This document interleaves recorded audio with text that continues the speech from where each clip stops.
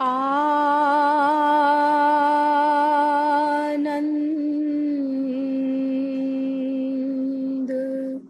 मानंद कर प्रसन्नम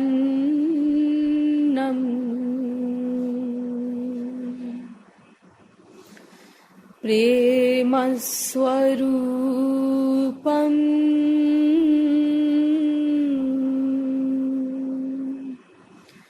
ब्रज भाव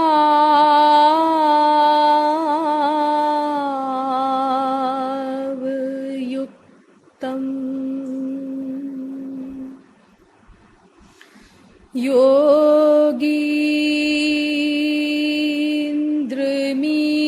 योगीन्द्रमीड्यं भवरोग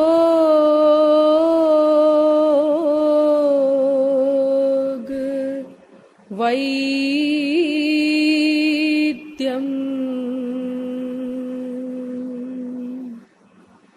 गुरुं कृपालुं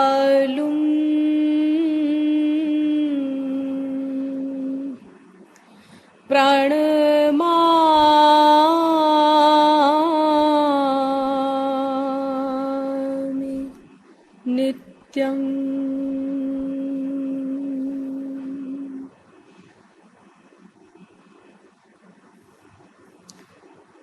जिज्ञासु जीवात्माओं, दैनिक नियमानुसार पहले कुछ देर श्री हरिनाम संकीर्तन कर लीजिए। पश्चात आज इस प्रवचन श्रृंखला का उपसंहार किया जाएगा। भजो गिरिधर गोविंद गोपाला,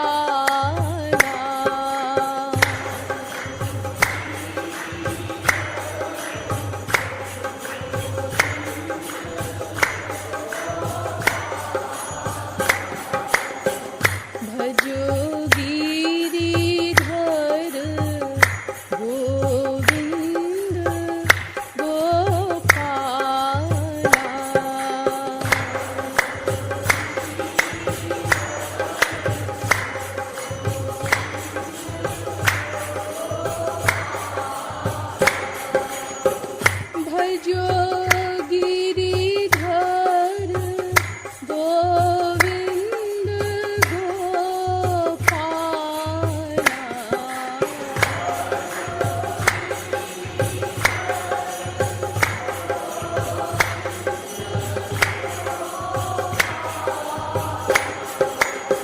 भजो गिरिधर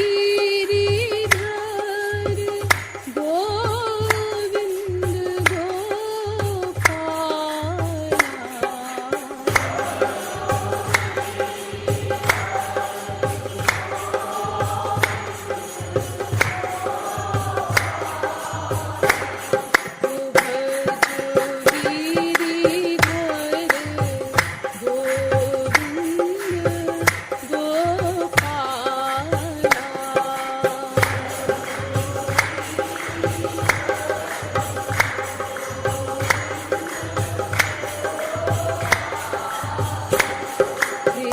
भजो गिरिधर गोविंद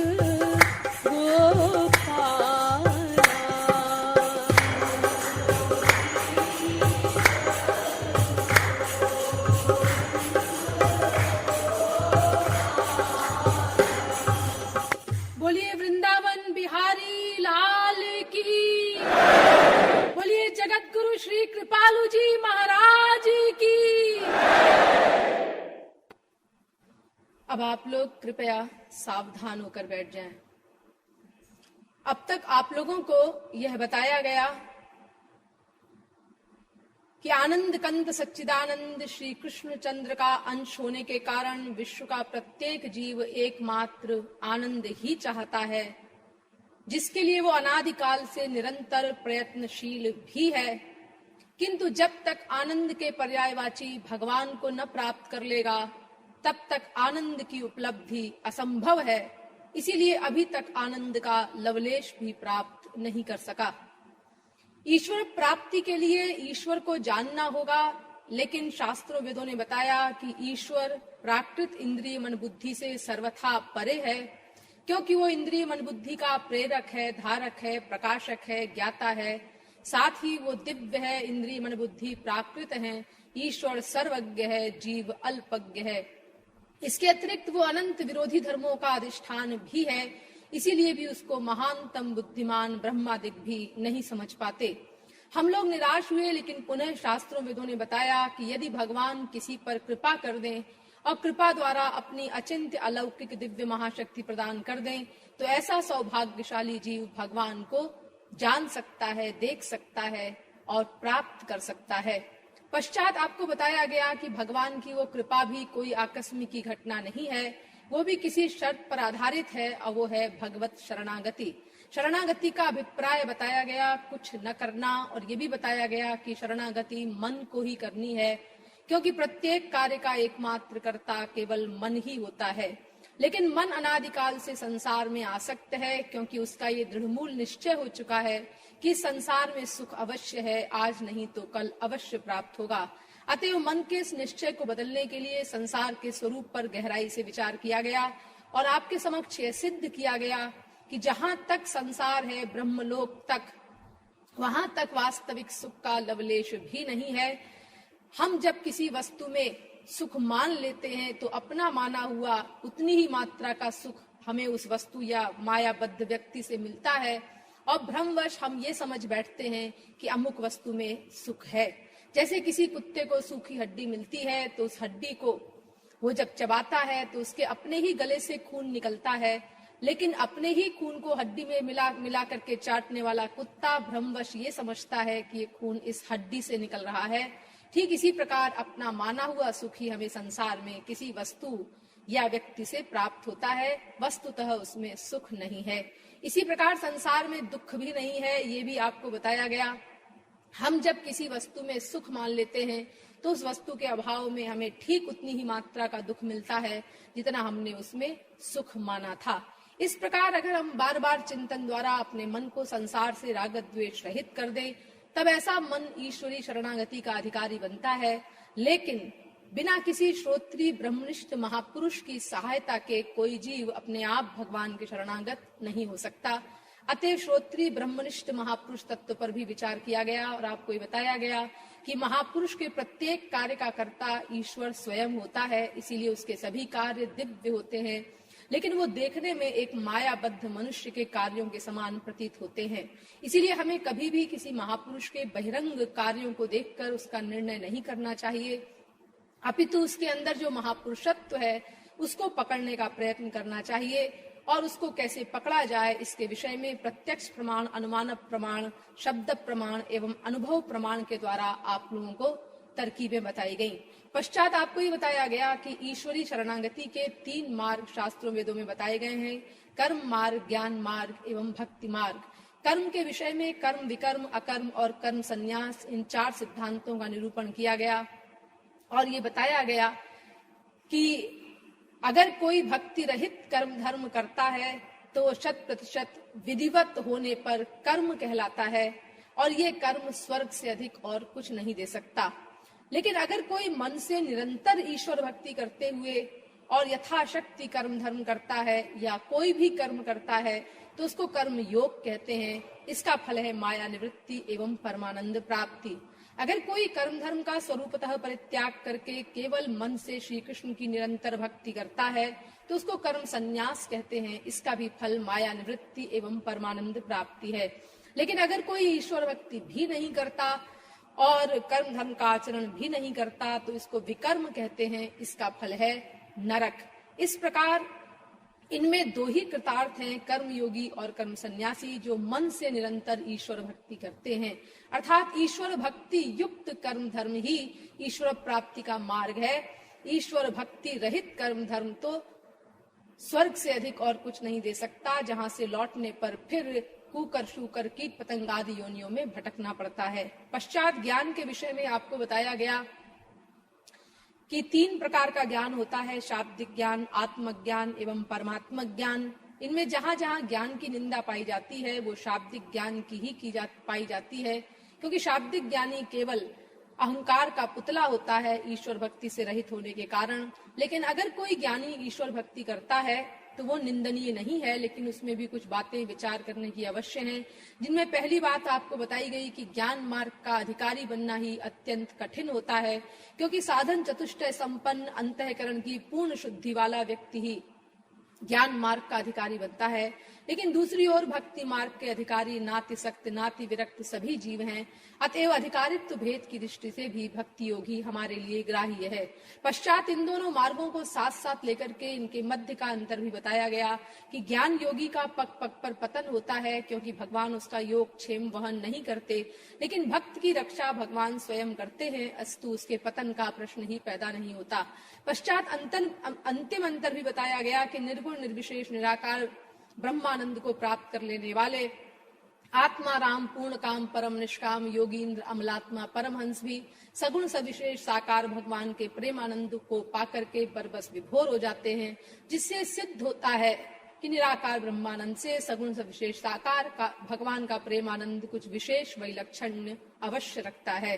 अस्तु ये सिद्ध होता है कि भक्ति ही सर्वोपरि तत्व है और भक्ति ही एकमात्र मार्ग है, जिसके बिना कर्मी ज्ञानी योगी तपस्वी आदि किसी का भी काम नहीं चलेगा।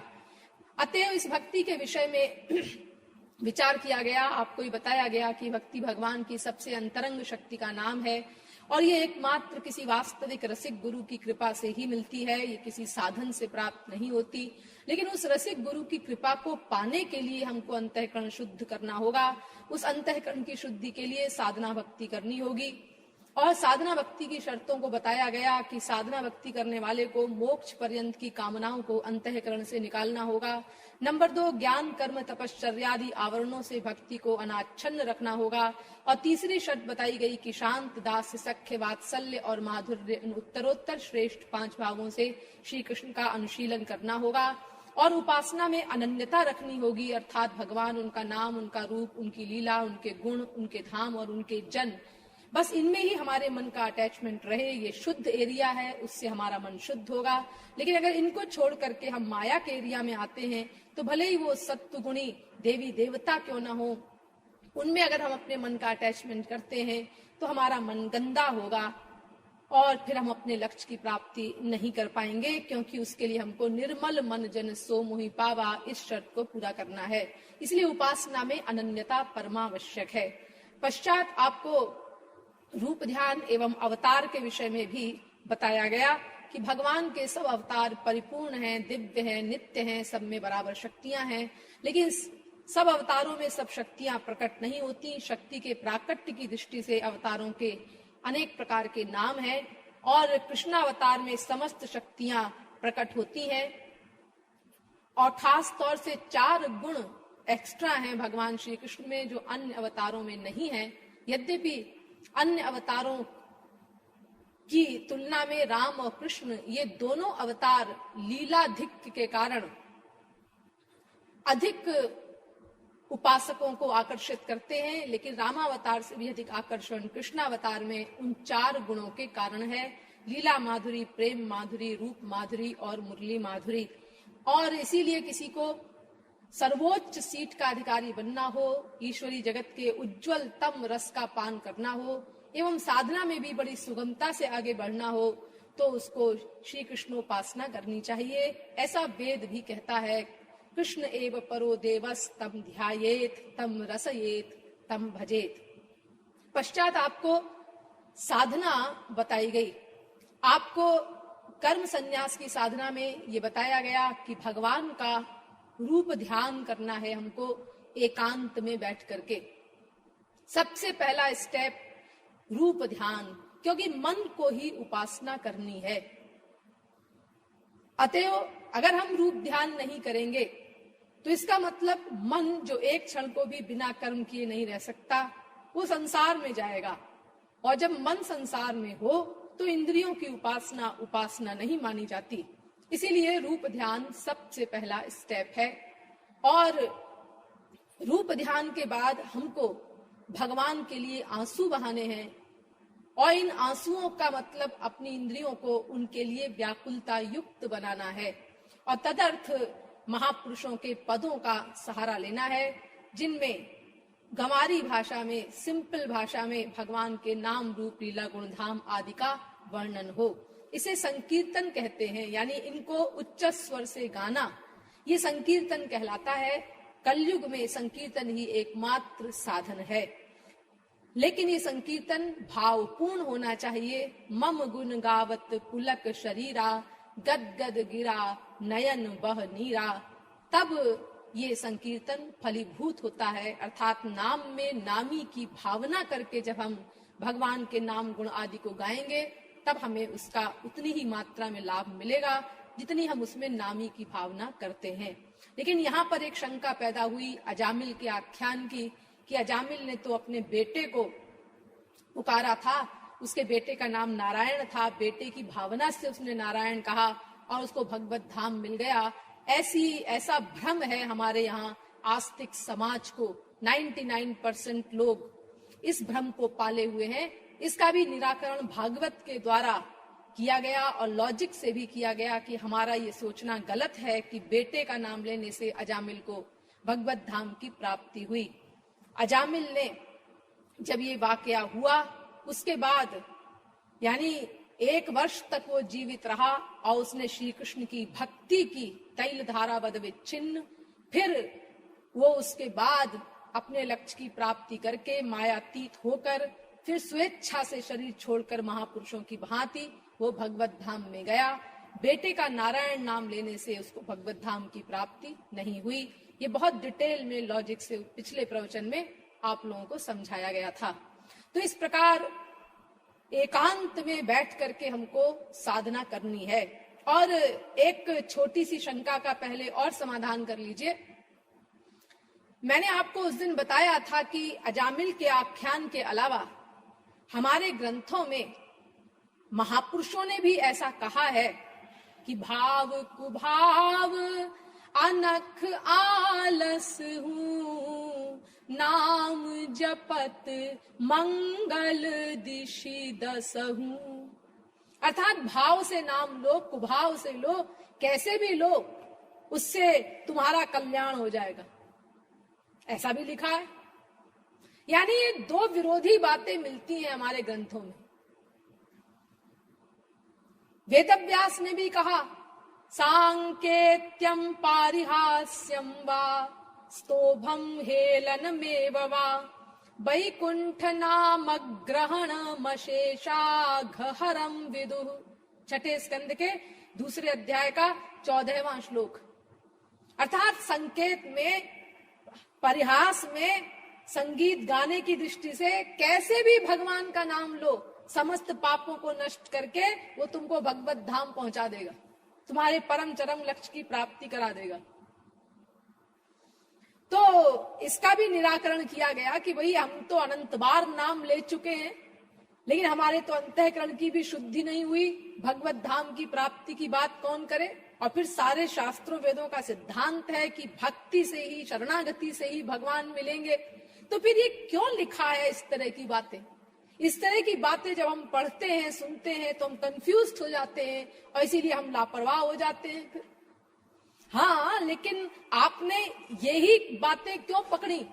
अरे उन्हीं ग्रंथों में दूसरी बातें भी तो लिखी है, उन्हीं महापुरुषों ने। देखो, जो वेदव्यास ऐसे कहते हैं कि सांकेत्यम पारिहास्यम वा, वही ये भी कहते हैं कि तदश्म सारम हृदयं वतेदं यद्गृह्यमाणैर्हरिनाम ध्येयैः न विक्रियेताथ यदा विकारो नेत्रे जलम गात्ररुहेषु हर्षः। भागवत के 2 स्कंद के 3 अध्याय का 24वां श्लोक है। यानी भगवान का नाम गुण लेते समय, उसका गान करते समय आंखों से आंसू बहने चाहिए, हृदय पिघलना चाहिए, वाणी गदगद होनी चाहिए, कंठ अवरुद्ध होना चाहिए। इस प्रकार प्रेम से परिपूर्ण होकर के, भाव में डूब करके भगवान के नाम गुण लीलादि का गायन जो नहीं करता वो वज्र हृदय है। ये भी तो वेदव्यास कह रहे हैं।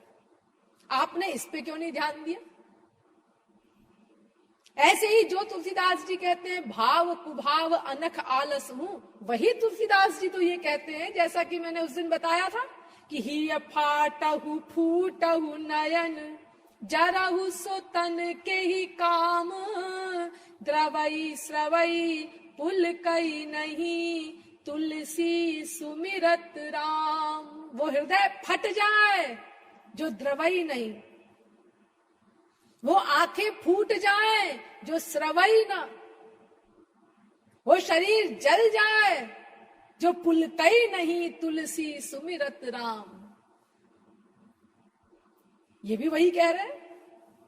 हाँ जी, वो कह तो रहे हैं, लेकिन वो फिर ऐसा क्यों कहा कि भाव कुभाव अनख आलस हूं? फिर वेदव्यास ने ऐसा क्यों कहा कि कैसे भी भगवान का नाम लो, मजाक में लो, कैसे भी लो?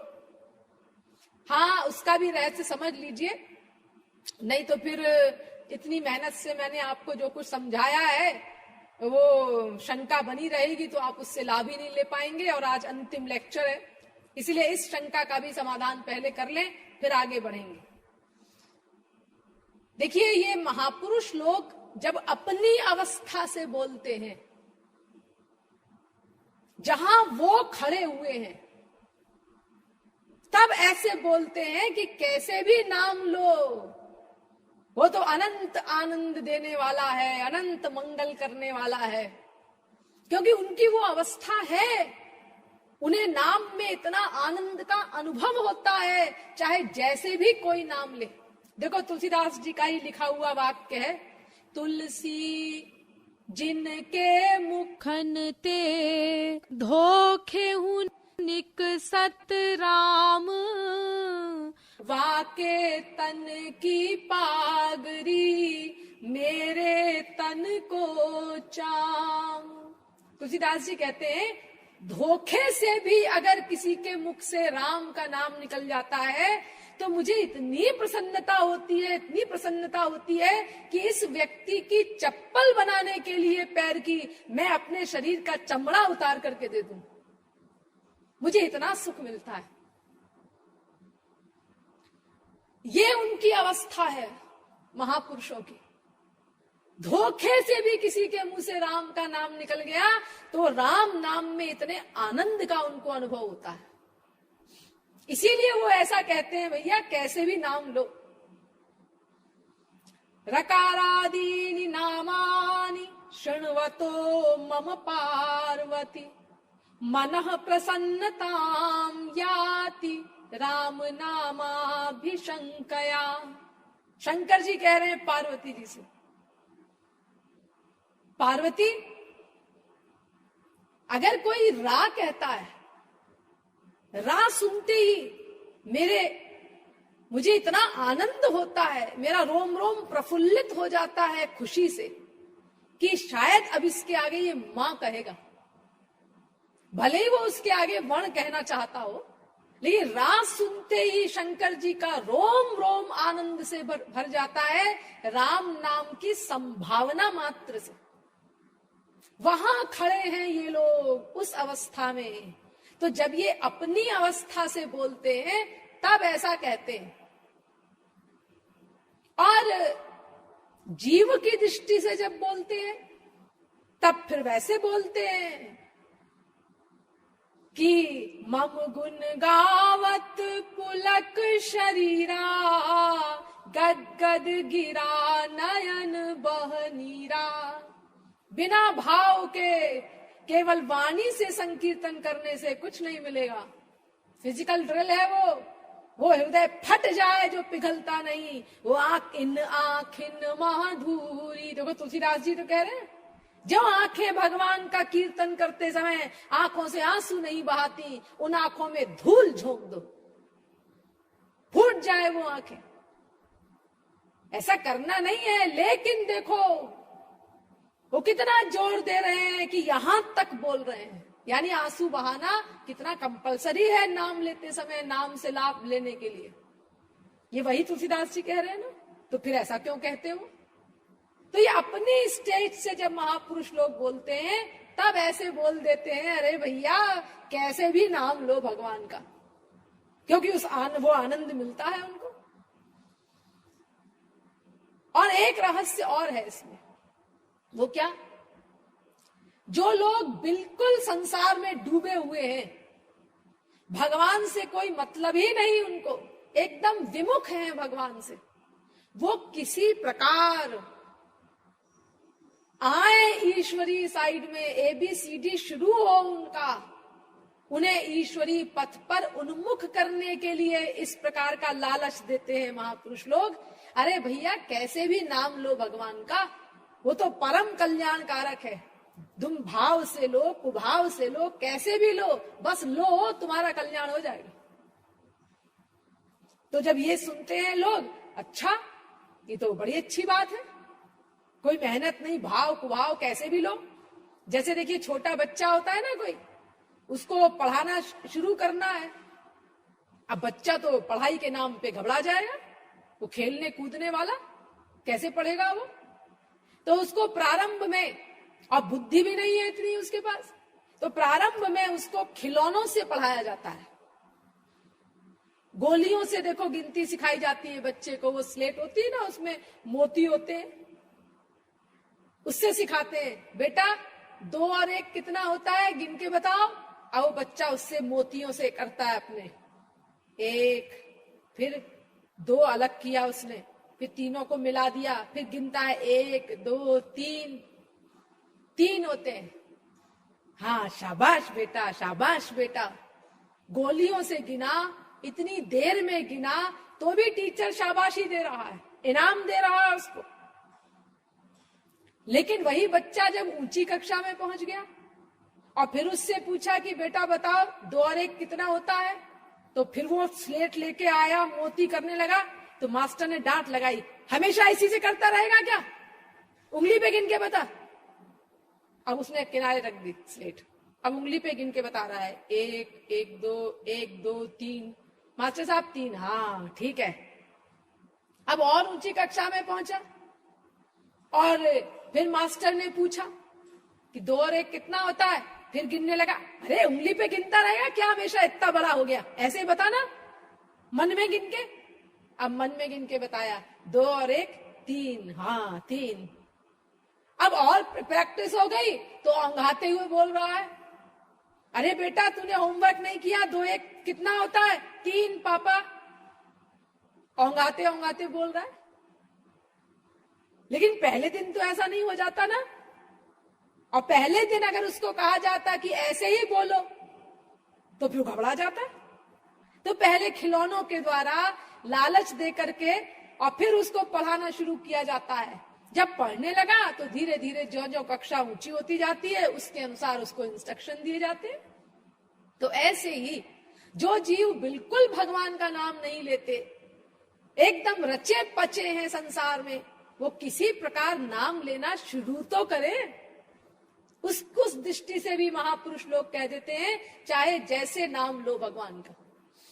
अब लोग ये सुन के, अच्छा चाहे जैसे लो, कोई भाव बनाने की जरूरत नहीं, फिर तो बड़ा अच्छा है, उसमें तो कोई प्रॉब्लम नहीं, हम ले सकते हैं।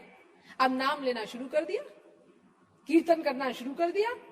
अब आए गुरुजी के पास, गुरुजी वो आपने कहा था कि कीर्तन करो नाम लो, तो हम लेने लगे, हाँ लेकिन कुछ आनंद नहीं आता, कुछ ऐसा नहीं लगता कि प्रगति हो रही है। तुम कीर्तन करने लगे, हाँ नाम आदि लेने लगे, हाँ तो देखो बेटा खाली नाम लेने से कुछ नहीं होता है, भगवान का रूप ध्यान भी करना पड़ता है साथ साथ। तो जब तुम नाम लो, कीर्तन करो, तो जो तुम गा रहे हो उसके अनुसार तुम भाव बनाओ। ये सोचो भगवान तुम्हारे सामने खड़े हैं और तुम उनसे ऐसा ऐसा कह रहे हो। अच्छा, अब उसने देखो ये भी करना शुरू कर दिया, अब रूप ध्यान भी बनाने लगा। फिर आया गुरुजी के पास, गुरुजी वो आपने कहा था रूप ध्यान करके किया करो, तो हम रूप ध्यान तो करते हैं, लेकिन अच्छा तो लगता है, पहले से तो बहुत अच्छा लगता है, लेकिन ऐसी कोई खास प्रगति नहीं हो रही है। हाँ तो देखो बेटा, जब तुम रूप ध्यान करते हो तो ऐसी शक्ल वाले जो भगवान है, इससे भी अनंत गुना सुंदर है उनका ओरिजिनल रूप, तो ऐसी इच्छा बनाओ, व्याकुलता पैदा करो कि ये कब मिलेंगे मुझे, इनके साक्षात दर्शन कब मिलेंगे मुझे, ये व्याकुलता पैदा करो, आंसू बहाओ तब देखो कितना लाभ होता है, फटाफट बढ़ोगे तुम आगे। अब उसने ऐसा करना शुरू कर दिया। देखो उसको स्टेप बाय स्टेप ऊपर ले जा रहे हैं महापुरुष लोग। अगर पहले दिन उसको ये सब बातें बता दी गई होती तो वो संसार को ही अपना सर्वस्व मानने वाला वो कभी ना आता ईश्वर की साइड में। इसीलिए महापुरुष लोग संसार के लोगों को किसी प्रकार ईश्वर की ओर उन्मुख करने के लिए भी इस तरह की बातें ग्रंथों में लिख देते हैं, लेकिन ये वास्तविकता नहीं है। वास्तविकता वही है कि तुमको परम व्याकुलता पैदा करनी पड़ेगी, तब भगवान की कृपा होगी। Cry unto the Lord with a longing and yearning heart, and then you shall see him। एक फिलोसोफर ने कहा है, व्याकुलता पूर्ण हृदय से भगवान को पुकारो, रो उसके आगे, तब तुम्हें उसका दर्शन होगा। यहूदी धर्म का भी सिद्धांत है, when in anguish the soul of the broken hearted crieth, he that created him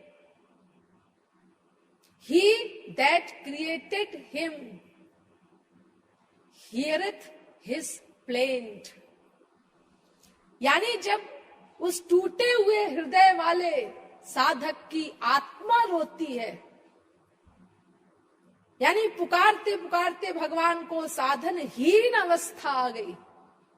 अजात पक्षा इव मातरं खगा स्तन्यं यथा वत्सतराः क्षुधार्ताः प्रियं प्रियेव व्युषितं विषण्णा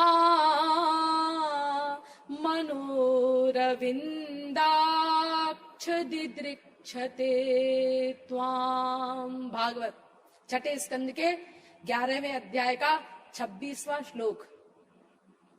अर्थात जैसे वो पक्षी जिनके पंख नहीं है, वो उड़ नहीं सकते, मां चली गई है चारे की खोज में, वो भूखे हैं, उड़कर स्वयं मां की खोज भी नहीं कर सकते, जा भी नहीं सकते मां के पास, अब भूख भी लग रही है, तो व्याकुलता पूर्ण हृदय से मां को पुकारते रहते हैं, साधनहीन महसूस करके अपने को पूर्ण रूप से। जैसे छोटे बछड़े भूखे हैं, उनकी मां गाय चली गई है चरने के लिए, दिन भर खूंटे में बंधा वो बछड़ा आकुलता पूर्ण हृदय से मां को पुकारता रहता है, उसकी प्रतीक्षा करता रहता है, खुद नहीं जा सकता मां के पास, मां की प्रतीक्षा करता है, मां आएगी तो मुझे दूध पिलाएगी। साधनहीन अवस्था है बेचारे की। जैसे कोई पतिव्रता स्त्री हो, परम प्रेम करती हो अपने प्रियतम से, और उसका प्रियतम विदेश में है कहीं, उसके लिए व्याकुल चित्त रहती है, प्रतीक्षा करती रहती है आतुरता से। इस प्रकार अपने को असहाय साधनहीन मान करके, परम व्याकुल होकर के जब हम भगवान को पुकारते हैं तो भगवान उस प्रार्थना का उत्तर देते हैं। उसी को शरणागति कहते हैं, उसी को कुछ न करना कहते हैं। वो व्याकुलता पैदा करनी परमावश्यक है अपने अंदर। इतनी व्याकुलता बढ़े, इतनी व्याकुलता बढ़े कि गौरांग महाप्रभु कहते हैं कि युगायितम निमेषेण चक्षुषा प्रावृषायितम शून्यायितम जगत सर्वं गोविंद विरहेण में। एक क्षण हमारा युग के समान बीते भगवान के बिना, इतना विरह हो अंतःकरण में, आंखों से आंसुओं की बरसात हो और सारा संसार शून्य लगे। इतनी व्याकुलता, इतना विरह, जब ये स्थिति हो जाती है अंतःकरण की, इस स्थिति पर भगवत प्राप्ति होती है जीव को। मिले बिनु रहा नहीं जाए जब बामा, तब ही मिलेंगे तो ही श्याम अरु श्यामा। श्याम को रिझाना हो दो आंसू निष्कामा, श्याम को रिझाना हो तो श्याम को रिझाना हो दो आंसू निष्कामा। भाजे आई है तजी गोलोक निज धामा। श्यामा श्याम गीत। तो व्याकुलता पैदा करनी है, क्योंकि भक्ति माने क्या? भक्ति से भगवान मिलते हैं ना। हाँ, और भक्ति माने क्या? प्यार। और प्यार माने क्या होता है? जिसको पाने के लिए हृदय में दर्द हो, तड़पन हो, छटपटाहट हो। जैसे संसार में आप प्यार करते हैं बेटे से, बीबी से, सिगरेट से, चाय से, अब वो नहीं मिला दिन भर, अब परेशान है। आज दिन भर चाय नहीं मिली, आज दिन भर ये नहीं मिला, आज दिन भर वो नहीं मिला, बेचैन है आप। तो ऐसे ही भगवान के लिए बेचैनी हो, उसी को प्यार कहते हैं, और यही प्यार भक्ति कहलाती है। तद विस्मरणे परम व्याकुलतेति, नारद भक्ति सूत्र। परम व्याकुलता को प्राप्त हो जाए हमारा अंतःकरण भगवान के लिए, यही तो भक्ति है। सा परानुरक्तिरीश्वरे, पराकाष्ठा का प्रेम हो, शांडिल्य भक्ति दर्शन। सा त्वस्मिन् परम प्रेम रूपा, नारद भक्ति सूत्र। परम प्रेम हो यानी परम व्याकुलता हो, जो गौरांग महाप्रभु कहते हैं एक क्षण युग के समान लंबा लगे, रहा नहीं जाए उनसे मिले बिना, तब मिलेंगे श्यामा श्याम। तो इस प्रकार आपको एकांत में साधना करनी है, बैठ करके कर्म संन्यास की। अब देखिए, जब आप इस प्रकार रूप ध्यान करते हुए साधना करेंगे एकांत में, तो रूप ध्यान करने में कुछ गड़बड़ियां आएंगी, कुछ डिफिकल्टीज आएंगी, उनके विषय में भी समझ लीजिए। आप जब रूप ध्यान करेंगे तो मन से बना लीजिए रूप ध्यान, सर्वोत्तम है। मनोमयी प्रतिभा भी होती है ना। सकृत यदंग प्रतिमान्तराहिता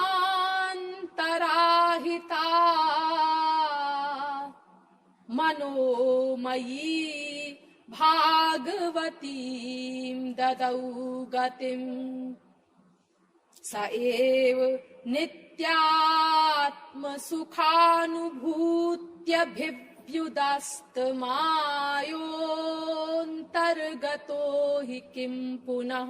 भागवत 10वें स्कंद के 12वें अध्याय का 39वां श्लोक। मनोमयी प्रतिमा भी होती है, मन से भगवान का रूप बना लो। लेकिन अगर मन से बनाने में आपको परेशानी होती है तो कोई चित्र ले लीजिए, कोई मूर्ति ले लीजिए जो आपको बहुत सुंदर लगती हो, आपके मन को खींचती हो, उसके आधार पर आप ध्यान करिए। लेकिन उस मूर्ति या चित्र का ध्यान मत करिए। इस पॉइंट पर बहुत ध्यान दीजिए। बहुत से लोग ये गड़बड़ करते हैं। जब ये सुनते हैं भाई रूप ध्यान करना है भगवान का, तो चित्र जो रखा रहता है मंदिर में, मूर्ति रखी रहती है, तो आंख बंद करके उस मूर्ति का ध्यान करते हैं। ऐसे ऐसे पत्थर की मूर्ति है संगमरमर की, ऐसे ऐसे भगवान खड़े हैं, ऐसे आंख है और ऐसे सब उस प्रकार। या ऐसा चित्र है वो फ्रेम किया हुआ, फ्रेम के अंदर ऐसे मड़ी हुई फोटो है, अब उस फोटो का ध्यान कर रहे हैं। ये तो गड़बड़ हो गई आपके पास में। ये तो आप जड़ चीज का ध्यान करने लगे, भगवान का ध्यान कहाँ कर रहे हैं आप। अरे वो एक कागज का टुकड़ा है, वो चित्र, वो एक पत्थर है, मूर्ति, आप उसका ध्यान कर रहे हैं।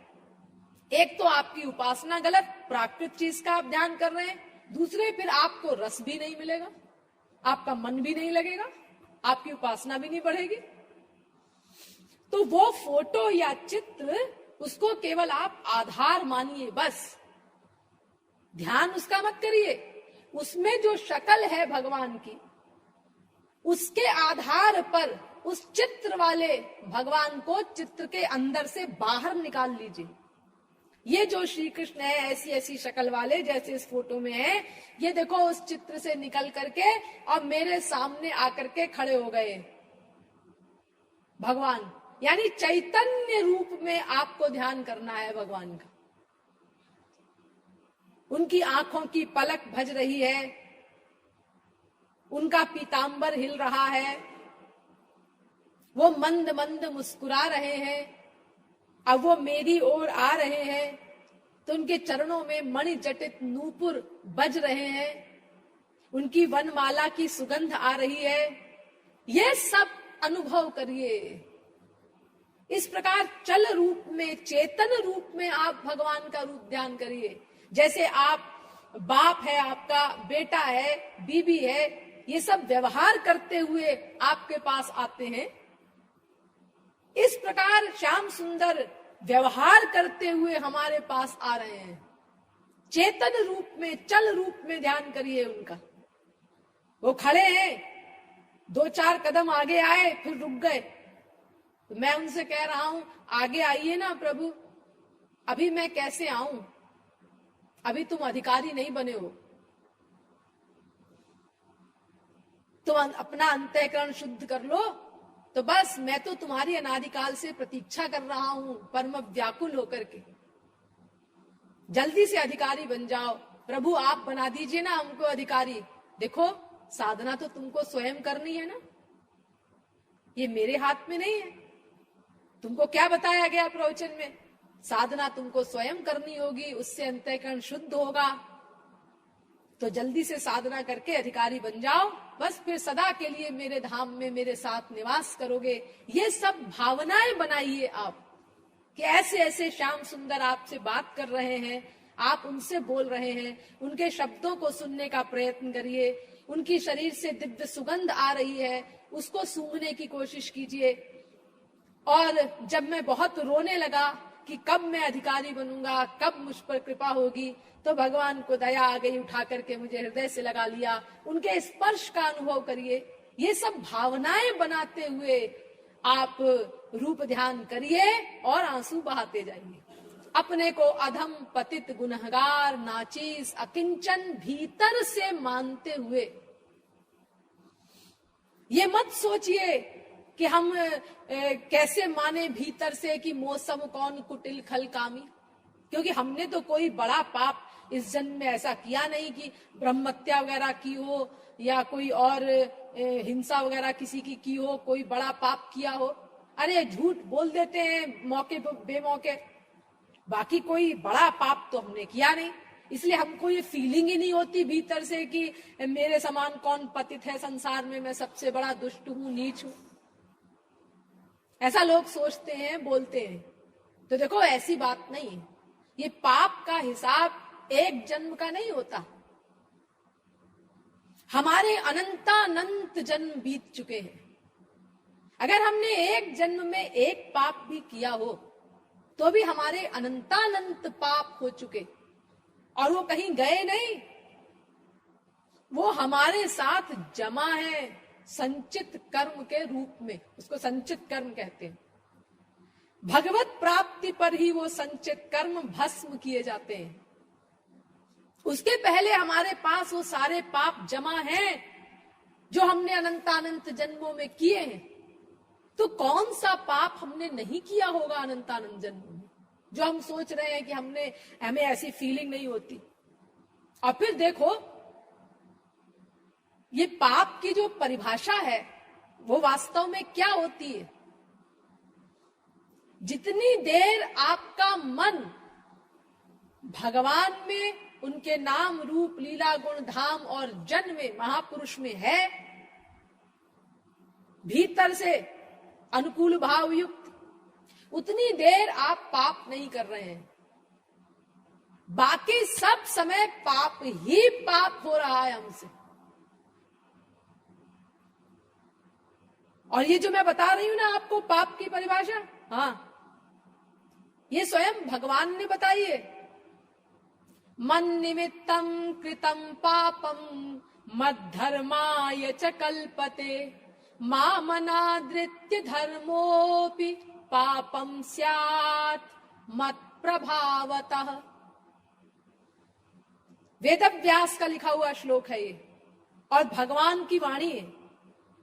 वो कहते हैं देखो, मेरे निमित्त किया हुआ धर्म भी, मेरे निमित्त किया हुआ पाप भी धर्म है, और मुझको छोड़ करके अगर कोई धर्म भी करता है तो वो भी पाप है। मेरे निमित्त किया गया पाप भी धर्म है, और मुझको छोड़कर किया हुआ, यानी मेरी भक्ति से रहित हो गया, वो मन मुझसे हट गया, तो चाहे वो धर्म भी कर रहा हो तो भी वो पाप ही कर रहा है, यही माना जाएगा। हरि निमित्त जो पाप कर सो पुण्य कहाय राधे राधे। हरि तज जो कर पुण्य तो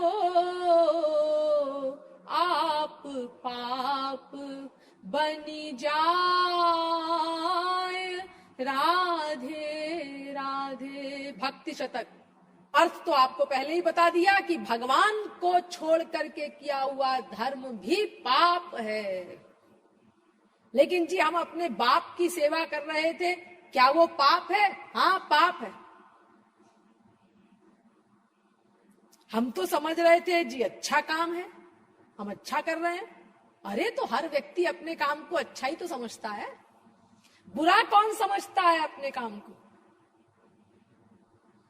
हर व्यक्ति यही सोचता है मैं जो करता हूं अच्छा है। देखो, एक डकैत से बात करो, उससे कहो कि तुम डकैती डालते हो। हाँ, क्यों डालते हो?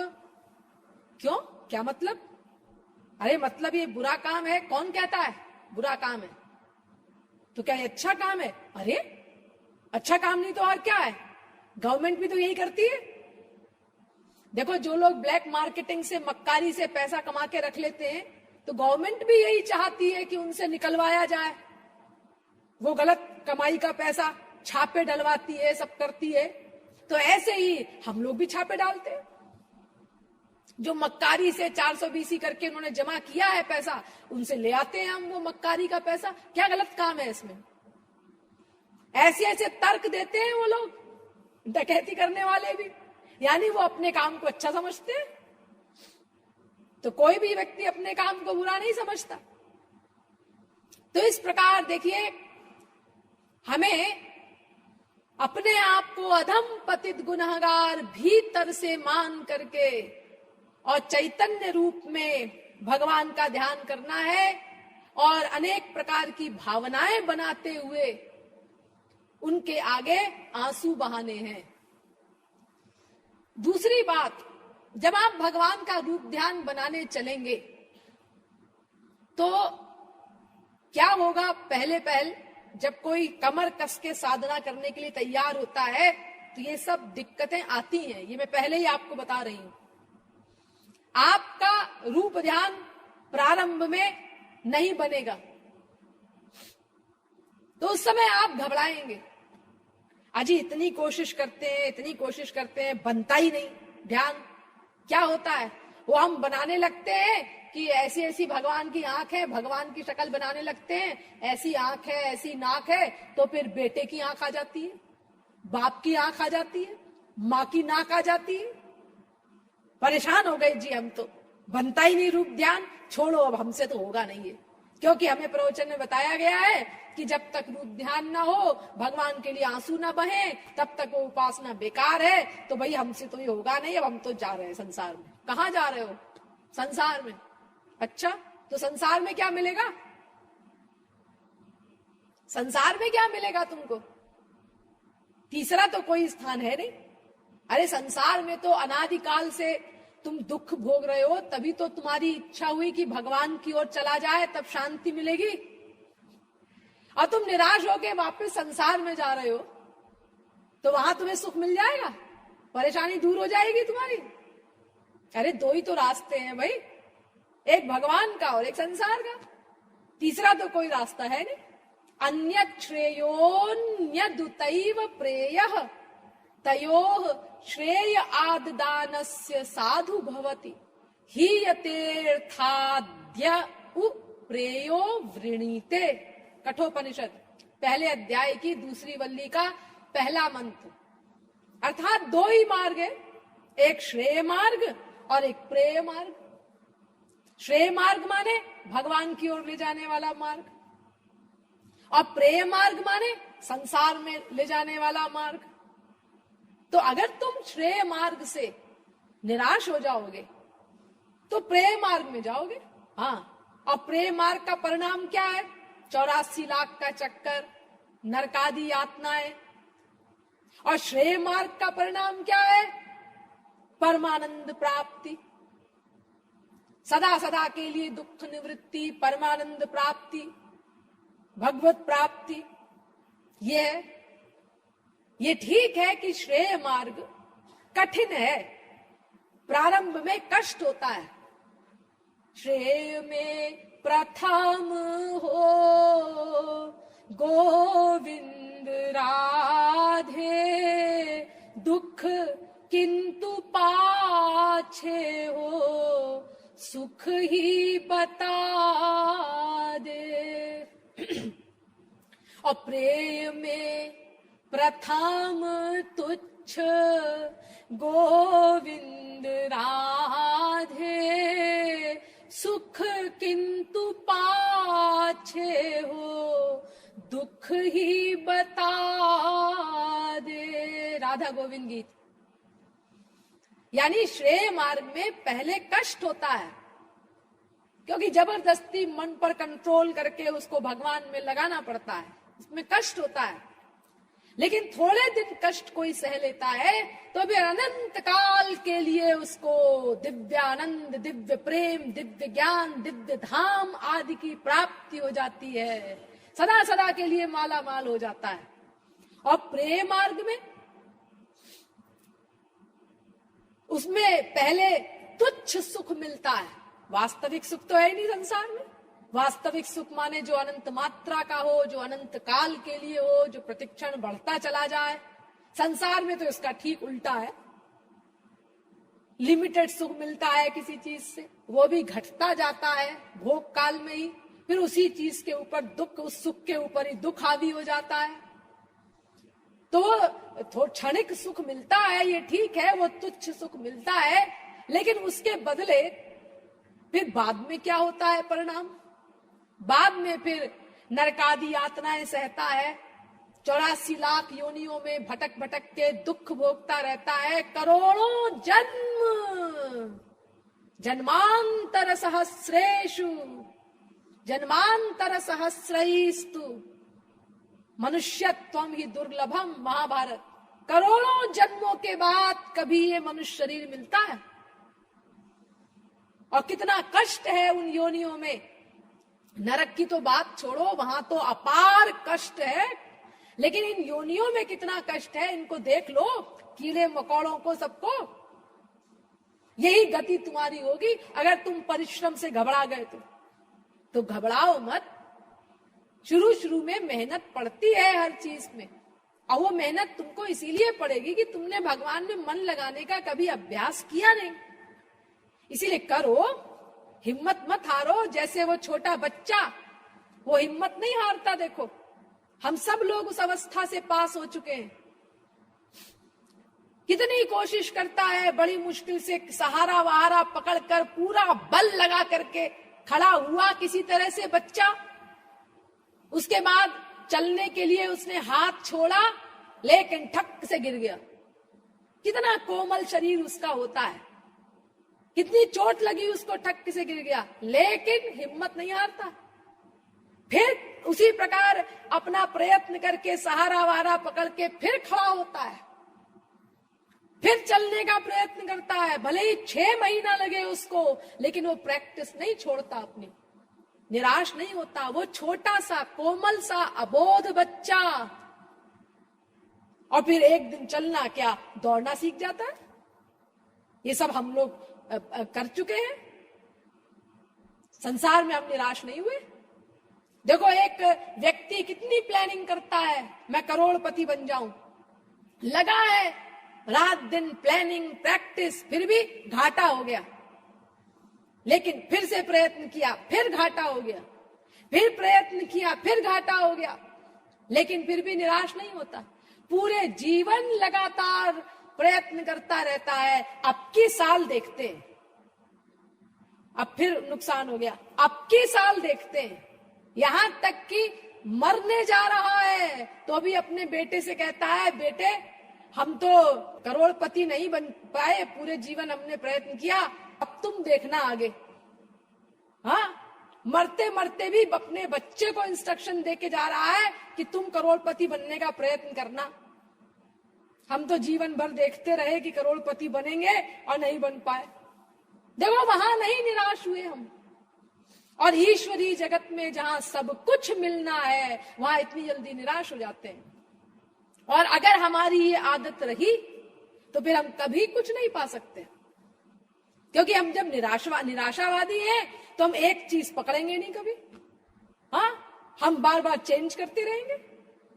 अरे भाई हमसे नहीं होता, फिर एक बाबा जी आए, उन्होंने कहा अरे क्या तुम आंसू आंसू बहाने के चक्कर में पड़ते हो, देखो हम एक मंत्र बता देते हैं तुमको, उसमें तुमको कोई आंसू आंसू बहाने नहीं पड़ेंगे और भगवान तो तुम्हारे पीछे पीछे डोलेंगे। उन्होंने कहा हाँ ये बढ़िया है बाबा जी, ऐसी कोई तरकीब हमको बता दीजिए। अब वो करने लगा इसको छोड़ के। अब वो किया, उससे लाभ नहीं हुआ। अब एक तीसरे बाबा जी आए, उन्होंने कहा कुछ नहीं जी, दुर्गा सप्तशती का पाठ कर लिया करो, फिर देखो क्या होता है, क्या मिलता है तुमको। अब उसको छोड़ के वो करने लगा। अब फिर आए एक बाबा जी, उन्होंने कहा शिव चालीसा पढ़ लिया करो बस, फिर देखो क्या मिलता है। अब वो करने लगा। और बेचारा पूरा जीवन इसको छोड़ा, उसको पकड़ा, इसको छोड़ा, उसको पकड़ा, यही करता रहा, कुछ नहीं मिला उसको, क्योंकि एक जगह उसने प्रयत्न नहीं किया। जैसे कोई व्यक्ति कुआं खोदे, अब कुआं खोद रहा है पानी के लिए, 10 फीट खोदा उसने, लेकिन कंकड़ की परत निकल आई। अरे ये क्या निकला, हम तो पानी के लिए कुआं खोद रहे थे, ये तो कंकड़ मिल रहा है यहाँ पर।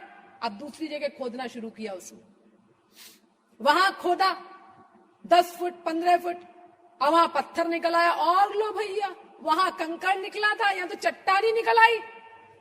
यहां भी पानी नहीं है, पानी तो मुलायम चीज होती है, लिक्विड होता है, और यहां तो चट्टान पत्थर। अब तीसरी जगह खोद रहा है। उस जीवन भर खोदता रहा और उसको कभी पानी नहीं मिला, क्योंकि उसने एक जगह लग करके नहीं खोदा। खोद तो इतना डाला उसने कि 10 कुएं बन गए होते कम से कम, लेकिन उसको कहीं से जल नहीं मिला, क्योंकि उसने एक जगह खोदा ही नहीं। तो इसीलिए निराशावादी न बनो, डटे रहो, खोदो खोदो। अगर वो कंकड़ निकल आया कोई बात नहीं, उसको काटो। पत्थर आ गया कोई बात नहीं, उस चट्टान को काटो, पानी निकलने वाला है। और वहीं तुम निराश हो गए जहां पानी निकलने वाला था। E.M. बाउंस नामक एक फिलोसफर हुए हैं, बड़े प्रसिद्ध, तो उन्होंने बड़ा सुंदर कहा है। उन्होंने कहा है कि too often we get faint hearted and quit praying at the point where we ought to begin. We let go at the very point where we should hold on strongest. Our prayers are weak because they are not impassioned by an unfailing and resistless will. अर्थात अक्सर हम ईश्वरीय जगत में निराश हो जाते हैं। जहां हमको प्रारंभ करना चाहिए वहीं हम छोड़ देते हैं प्रयत्न। जहां हमको सबसे अधिक प्रयत्न करना चाहिए, वहीं हम निराश होकर के उसको छोड़ देते हैं। जैसा कि मैंने बताया ना, वो आ गया, चट्टान आ गई, कंकड़ आ गया, अब उसके नीचे पानी निकलने वाला है और हमने वहीं निराश होकर छोड़ दिया उसको, जबकि वहां हमको सबसे ज्यादा परिश्रम करना चाहिए था तो सफलता मिलती। और फिर हम दोष देते हैं भगवान को, तो हमारी प्रार्थनाएं कमजोर हैं, क्योंकि उसमें अविरत तथा प्रतिरोध रहित दृढ़ इच्छा शक्ति के जोश का अभाव है। यही हम बाउंस कहते हैं। तो ऐसा नहीं है, डटे रहो, मेहनत करो, प्रयत्न करो, regularly practise devotion and you shall see God. एक फिलोसोफर ने और भी कहा, नियमित रूप से करो प्रार्थना, भक्ति, बिना निराशा के लगे रहो, डटे रहो, एक दिन सफलता मिलेगी तुमको। अरे शुरू में तो हर काम में मेहनत पड़ती है भाई। देखो, तुम जब ऑफिस गए थे पहली बार तो कितने घबराए थे, कैसे घुसेंगे हम ऑफिस में, फिर वहां पे कुर्सी पे कैसे बैठना चाहिए, कैसे बैठेंगे, फिर वो बॉस से कैसे बात करेंगे खड़े होकर, जैसे बड़ी मुसीबत आ रही हो, तुम इतने परेशान थे। लेकिन बाद में अपना कुछ नहीं, सब हो गया हो। पहले जब बहू जाती है ससुराल, कितना टेंशन होता है उसको। हम वहां जाएंगे तो कैसे वहां पर बैठना होगा, कैसे चलेंगे हम। वो भाभी हमारे यहाँ आई थी तो भाभी जैसे चलती थी धीरे धीरे, ऐसे ही हमको चलना होगा। और भाभी जैसे बैठी रहती थी दिन भर घूंघट में स्टैचू बन करके, ऐसे ही हमको भी बैठना होगा। और पति पता नहीं कैसे स्वभाव का हो, सास पता नहीं कैसे स्वभाव की हो। देखो उसको कितना टेंशन है, सारा घर खुशी बना रहा है, वो बेचारी को पर मुसीबत टूटी हुई है कि पता नहीं ससुराल में कहीं हमसे कोई ऐसा आचरण ना हो जाए कि लोग जो है हमको गालियां दे, पहले ही हम असफल हो जाए, हमारा जीवन ही गड़बड़ हो जाए। कितना टेंशन है उसको। लेकिन जब ससुराल गई तो पहले दिन अपना देखा भाला उसने सब, उसके बाद दूसरे दिन जो गर्दन पहले दिन नीचे थी वो सीधी हो गई, फिर तीसरे दिन वो घूंघट जो था वो ऊपर आया, फिर और ऊपर आया, फिर और ऊपर आया, फिर और ऊपर आया, फिर उतर गया। फिर उसके बाद कुछ शास्त्रार्थ हुआ, फिर उसके बाद तर्क वितर्क कुतर्क अतितर्क सब होता रहा, वगैरह वगैरह सब होता है। और फिर यहां तक बात आ गई कि एक दिन वही बहू अपनी सासू से कहती है, तू मेरे खसम की कमाई खाती है, पता है कुछ, क्या समझती है अपने को। और लो, जिसने पैदा किया उसका कोई अधिकार ही नहीं है। और ये बाहर से आई हुई लड़की ये ऐसा बोल रही है, इसका इतना अधिकार हो गया इस घर के ऊपर कि माँ कोई चीज ही नहीं रही। यानी देखो, एक दिन यहां स्थिति आ गई उसी लड़की की, जो लड़की पहले दिन इतनी घबरा रही थी ससुराल जाने में, यहां पहुंच गई। देखो, यानी प्रयत्न करना पड़ता है प्रारंभ में। ऐसे ही जब आप थोड़े दिन प्रयत्न कर लेंगे, इस मन से हिम्मत मत हारिए। ये मन आपको बहुत धोखा देगा, कहेगा अरे छोड़ो जी, बेकार इतना मेहनत। देखो, ठाट से टीवी देखो, ठाट से अपना चलो होटल में घूमने, पार्क वार्क में चलो, क्लब व्लब चलो, वहां सुख है, ठाट से सो। ये तो माया का बना हुआ है ना, तो आपको हमेशा बहकाएगा ये अपनी माँ की ओर ले जाने के लिए। अगर आप इसकी सुनेंगे तो कभी भी आपको ईश्वर प्राप्ति नहीं हो सकती। इस मन को तो आपको जबरदस्ती पकड़ना पड़ेगा प्रतिज्ञा पूर्वक। मन माया ते ही बन्यो, माया ते संसार, राधे राधे। याते मन भावत सदा, यह संसार असार, राधे राधे। भक्ति शतक। ये मन माया का बना हुआ है और संसार भी माया का बना हुआ है, इसीलिए इस मन को संसार से नेचुरल प्रेम है, इसीलिए नेचुरल आपको संसार की ओर ले जाएगा। इसीलिए इसको तो आपको जबरदस्ती पकड़ना पड़ेगा। ये मन कभी नहीं कहेगा आपसे कि हाँ ईश्वर की भक्ति करो। अरे एक बार ये मन उस एरिया से ऊपर चला गया, 50% से आप ऊपर चले गए, अब आपको संसार में लाने में मन को दिक्कत होगी। अब इतना आकर्षण हो जाएगा, आप इतने आगे बढ़ गए। जैसे एटमॉस्फेयर में एक ऐसी वो होती है सीमा कि अगर उससे ऊपर चली जाए कोई चीज पृथ्वी की, तो फिर पृथ्वी उसको नहीं खींच सकती, फिर उसको आकाश अपनी ओर खींचता है। लेकिन जब तक वो सीमा ना आए तब तक पृथ्वी अपनी ओर खींचती है। तो ऐसे ही तब तक आपको इस मन के साथ जबरदस्ती करनी पड़ेगी। एक बार आप उस स्थिति से पार हो गए, आप कोई चिंता नहीं। अब ये मन आपको वहीं जाने को कहेगा, वापस आने के लिए नहीं कहेगा। वैसे सावधान तो अंतिम स्थिति तक रहना है, ये मेरा मतलब नहीं है, अंतिम क्षण तक सावधान रहना है, लेकिन फिर वो परेशानी नहीं होगी आपको। ये मन स्वाभाविक रूप से लगने लगेगा भगवान में। तो जैसे संसार में हर काम में पहले दिक्कत होती है लेकिन बाद में उसमें कोई परेशानी नहीं होती, ऐसे ही जब थोड़े दिन आप प्रैक्टिस कर लेंगे मन को भगवान में लगाने की, तो फिर आप ये कहेंगे कि काहू भक्ति पथ कवन प्रयासा, जोग न जप तप मख उपवासा। अरे क्या है भक्ति मार्ग में, कितना सरल है, कुछ भी तो नहीं है। ना कोई कर्मकांड कंपलसरी है, ना कोई अपना जप तप किसी प्रकार का कंपलसरी है, ना नहाना धोना कंपलसरी है, कुछ भी तो नहीं है। बस केवल प्यार करना है भगवान से। तो इसीलिए निराश न हो, मन को लगाओ जबरदस्ती। पहले आपने 10 बार प्रयत्न किया रूप ध्यान बनाने का, नहीं बना, हिम्मत मत हारो, फिर चेष्टा करो।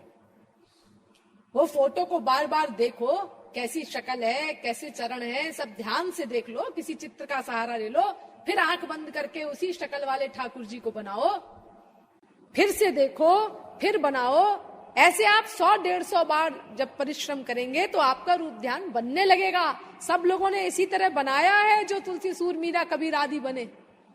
तो निराश मत हो। अगर आप 10 मिनट भी मन लगाते हैं और 1 मिनट भी नहीं लगता, संसार का ही ध्यान आता है, तो कोई बात नहीं, फिर हटाओ संसार से, फिर लगाओ। इसी को वैराग्य और अभ्यास कहते हैं। भगवान ने गीता में मन पर कंट्रोल करने की तरकीब बताई है ना। अर्जुन ने जब भगवान से कहा कि चंचलम ही मनः कृष्ण प्रमाथि बलवद दृढ़म तस्याहम निग्रहम मन्ये वायोरिव सुदुष्करम। 6 अध्याय का 34वां श्लोक। ये मन बड़ा चंचल है, आप कहते हैं इसको मुझ में लगाओ, उससे प्यार करो, ये बार बार संसार की ओर भाग जाता है। भगवान ने कहा असंशयम महाबाहो मनो दुर्निग्रहम चलम अभ्यासेन तु कौन्तेय वैराग्येण च गृह्यते। 6 अध्याय का 35वां श्लोक। अर्जुन, जो तू ये कहता है मनो दुर्निग्रहम चलम, चंचलम ही मनः कृष्ण प्रमाथि बलवद दृढ़म, ये बिल्कुल ठीक कहता है, तेरी बात में कोई डाउट नहीं। असंशयम महाबाहो मनो दुर्निग्रहम चलम, इस मन पर कंट्रोल करना बड़ा कठिन है, लेकिन असंभव नहीं है। दुर्निग्रहम है, ये कठिनता से पकड़ में आने वाला है, लेकिन अनिग्रहम नहीं है कि इस पर कोई कंट्रोल नहीं कर सकता। अभ्यासेन तु कौन्तेय वैराग्येण च गृह्यते। अभ्यास और वैराग्य के द्वारा मन पर कंट्रोल किया जाता है। तो संसार से मन को हटाओ, क्योंकि संसार में परमानंद नहीं है। जो चीज हमको चाहिए, वास्तविक आनंद, वास्तविक प्रेम, वो संसार में नहीं है। ये समझ करके हमने संसार से मन को हटाया, अच्छी तरह समझ के, तत्व ज्ञान पूर्वक। अब जब हटाया तो तुरंत उसको भगवान में लगाओ, नहीं तो फिर जाएगा वो वापस जहां उसका पुराना अभ्यास है। खाली नहीं रह सकता मन एक क्षण को भी। नहीं कश्चित क्षणम अपि जातु तिष्ठत्य कर्मकृत, गीता की फिलॉसफी है काट्य 3 अध्याय का 5वां श्लोक। एक क्षण को भी मन अकर्मा नहीं रह सकता। इसीलिए जैसे ही हटाया तुमने संसार से, यहां सुख नहीं है, तुरंत भगवान में लगाओ, यहां सुख है, यहां मेरा लक्ष्य प्राप्त होगा। तो ये 2 काम, यानी संसार से हटाया, इसको वैराग्य कहते हैं, भगवान में लगाया, इसको अभ्यास कहते हैं। इन 2 कामों में आपको बड़ी मेहनत पड़ेगी, संसार से हटाने में, भगवान में लगाने में। लेकिन तीसरा काम अपने आप हो जाएगा। वो क्या? हट आया, यानी फिर संसार में चला गया, ऐसा हो गया। अब जब फिर संसार में आ गया तो घबराइए मत, फिर से हटाइए, फिर लगाइए, फिर हटाया जी, हाँ कोई बात नहीं, ऐसा होगा भाई, क्योंकि अनंत जन्म तुमने संसार की प्रैक्टिस की है, मन को अभ्यास है, इसलिए नेचुरल बात है। इसमें आश्चर्य मत करो, घबराओ मत। जब कोई साधक कमर कस के ईश्वर को पाने के लिए तैयार होता है तो ये सब गड़बड़ी प्रारंभ में होती है, इससे निराश नहीं होना है हमको। फिर हटाओ, फिर लगाओ, तो धीरे धीरे लगने लगेगा और हटने की मात्रा कम होती जाएगी। जैसे आपने पहले 10 मिनट लगाया, 10 मिनट नहीं लगा, 1 मिनट भी भगवान का रूप ध्यान नहीं बना, कोई बात नहीं, फिर से कोशिश करो। अब की बार क्या हाल है जी? अब की बार 1 मिनट बना, लेकिन 9 मिनट तो दुनिया की शक्लें ध्यान आती रही, कोई बात नहीं, फिर कोशिश करो। अब क्या हाल है जी? अब की बार 2 मिनट लगा, हाँ देखो प्रगति शुरू हो गई ना। लेकिन 8 मिनट तो संसार में रहा, अरे कोई बात नहीं, प्रैक्टिस करो, प्रैक्टिस होती जा रही है, प्रगति होती जा रही है। अब की बार 7 मिनट संसार में, 3 मिनट भगवान में, हाँ देखो लगता जा रहा है।